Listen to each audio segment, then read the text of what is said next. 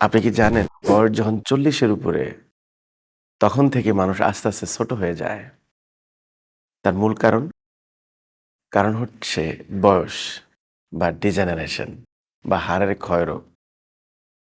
আপনি অনেকেই দেখেন আপনাদের মাঝে আছে যারা ঘাড় এবং কোমরের ব্যথা আছে এবং এক্স-রে করে দেখছেন ডাক্তার বলে হাড় ক্ষয় হয়ে গেছে, জয়েন্টের সাথে জয়েন্ট লেগে গেছে অথবা চেপে গেছে। যেটাকে আমরা স্পন্ডোলাইসিস বলি।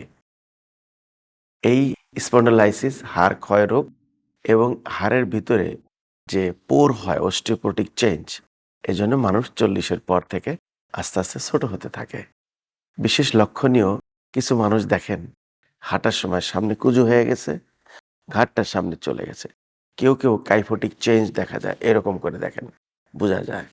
কেউ আবার দেখে যে তার পোশ্চার বা পজিশন নষ্ট হয়ে যাচ্ছে।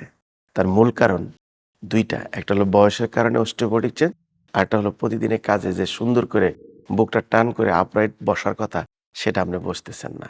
যার ফলে আপনার এই সমস্যা হচ্ছে।